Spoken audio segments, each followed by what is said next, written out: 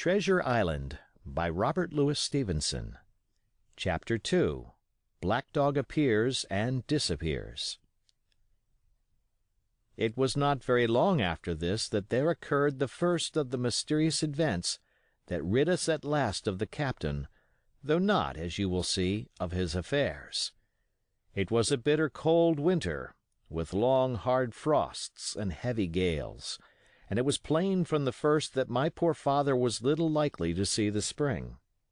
He sank daily, and my mother and I had all the inn upon our hands, and were kept busy enough without paying much regard to our unpleasant guest.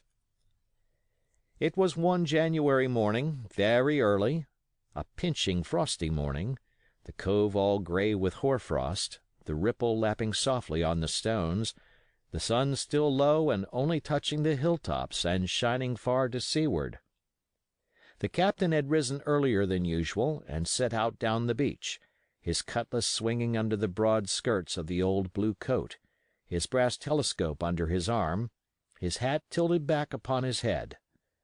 I remember his breath hanging like smoke in his wake as he strode off, and the last sound I heard of him, as he turned the big rock, was a loud snort of indignation, as though his mind was still running upon Dr. Livesey.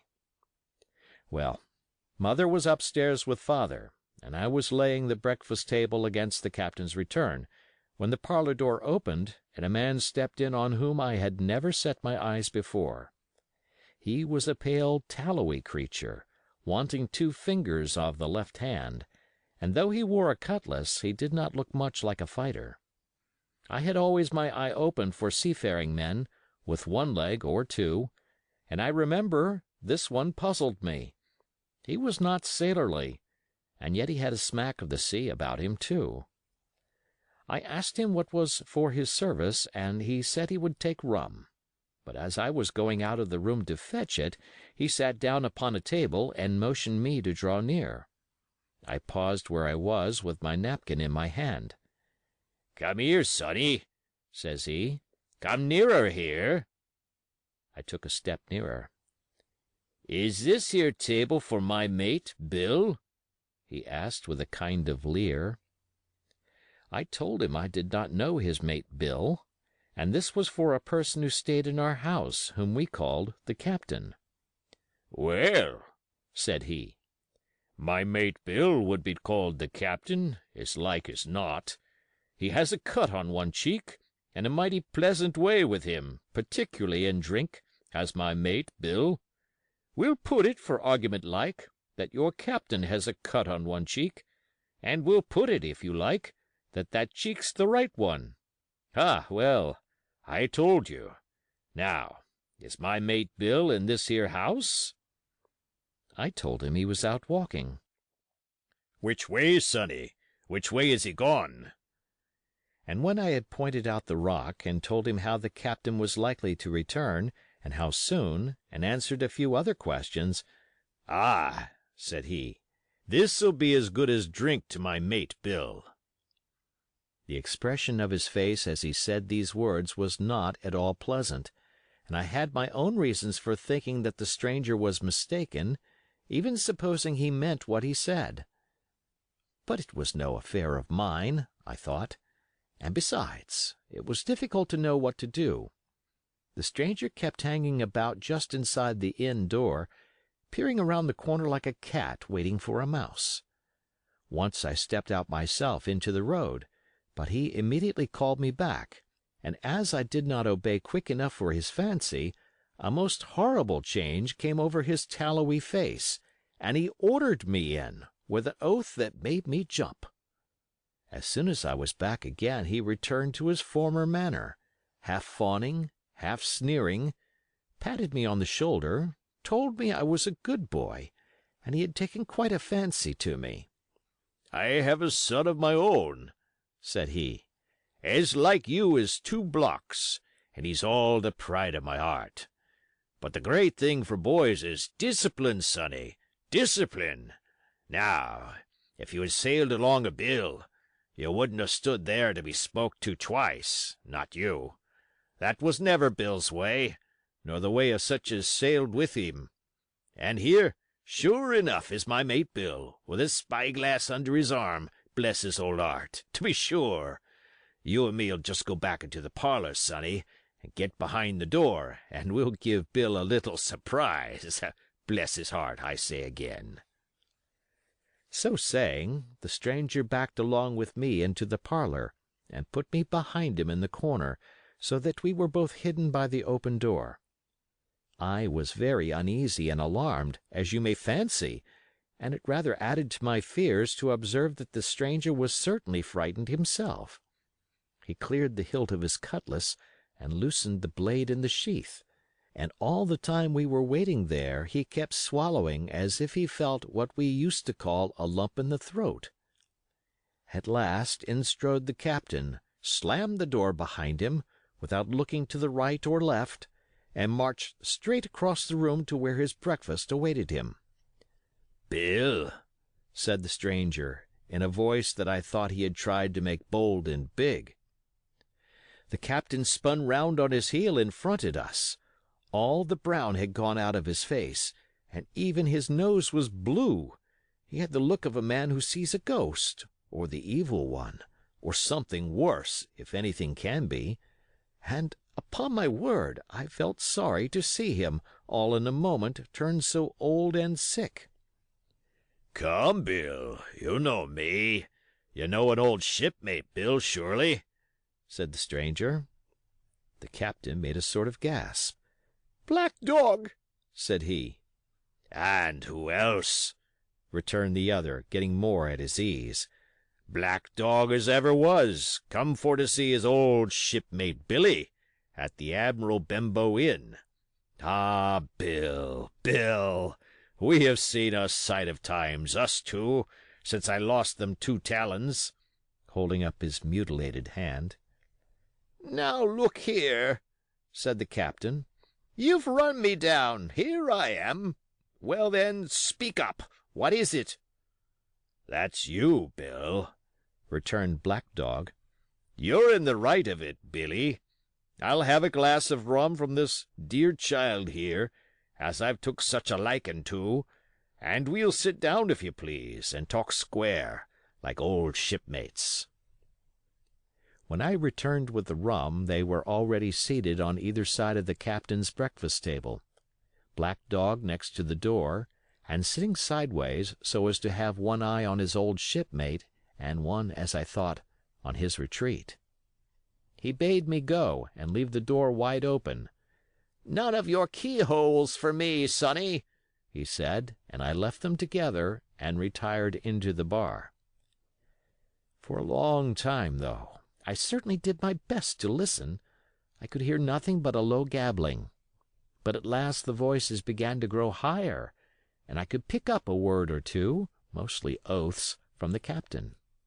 "No, no, no, no, and an end of it," he cried once. And again, "If it comes to swinging, swing all, say I."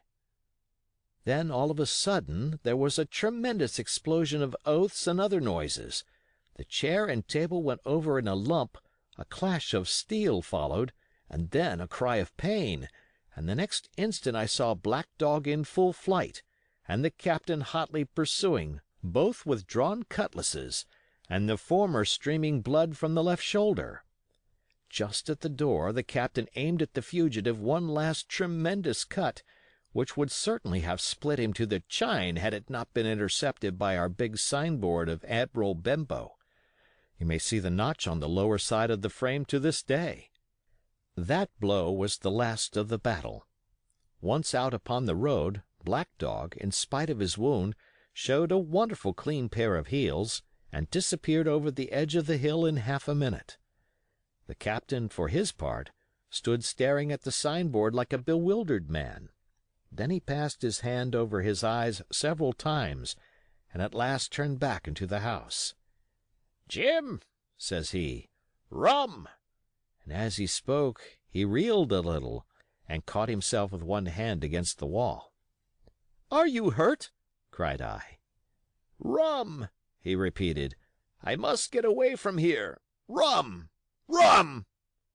I ran to fetch it, but I was quite unsteadied by all that had fallen out, and I broke one glass and fouled the tap, and while I was still getting in my own way, I heard a loud fall in the parlor, and running in, beheld the captain lying full length upon the floor. At the same instant my mother, alarmed by the cries and fighting, came running downstairs to help me. Between us we raised his head.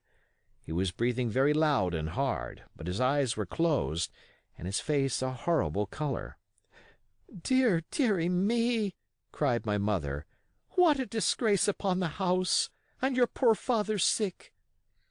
In the meantime we had no idea what to do to help the captain, nor any other thought but that he had got his death hurt in the scuffle with the stranger. I got the rum, to be sure, and tried to put it down his throat, but his teeth were tightly shut and his jaws as strong as iron. It was a happy relief for us when the door opened and Dr. Livesey came in, on his visit to my father. "Oh, doctor!" we cried. "What shall we do? Where is he wounded?" "Wounded?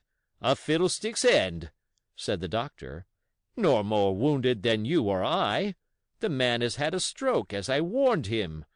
Now, Mrs. Hawkins, just you run upstairs to your husband, and tell him, if possible, nothing about it. For my part, I must do my best to save this fellow's trebly worthless life. And, Jim, you get me a basin." When I got back with the basin, the doctor had already ripped up the captain's sleeve and exposed his great sinewy arm. It was tattooed in several places. "Here's luck," "A fair wind," and "Billy Bones his fancy" were very neatly and clearly executed on the forearm, and up near the shoulder there was a sketch of a gallows and a man hanging from it, done, as I thought, with great spirit. "Prophetic," said the doctor, touching this picture with his finger. "And now, Master Billy Bones, if that be your name, we'll have a look at the color of your blood. Jim," he said, "are you afraid of blood?" "No, sir," said I. "Well, then," said he, "you hold the basin." And with that he took his lancet and opened a vein. A great deal of blood was taken before the captain opened his eyes and looked mistily about him. First he recognized the doctor with an unmistakable frown. Then his glance fell upon me, and he looked relieved. But suddenly his color changed, and he tried to raise himself, crying, "Where's Black Dog?" "There is no black dog here," said the doctor, "except what you have on your own back. You have been drinking rum. You have had a stroke, precisely as I told you, and I have just, very much against my own will, dragged you head foremost out of the grave. Now, Mr. Bones—" "That's not my name," he interrupted. "Much I care," returned the doctor. "It's the name of a buccaneer of my acquaintance, and I call you by it for the sake of shortness, and what I have to say to you is this. One glass of rum won't kill you, but if you take one you'll take another and another, and I stake my wig if you don't break off short you'll die. Do you understand that? Die, and go to your own place like the man in the Bible. Come now, make an effort. I'll help you to your bed for once." Between us, with much trouble, we managed to hoist him upstairs and laid him on his bed, where his head fell back on the pillow as if he were almost fainting. "Now, mind you," said the doctor, "I clear my conscience. The name of rum for you is death." And with that he went off to see my father, taking me with him by the arm. "This is nothing," he said as soon as he had closed the door. "I have drawn blood enough to keep him quiet a while. He should lie for a week where he is. That is the best thing for him and you. But another stroke would settle him." End of chapter.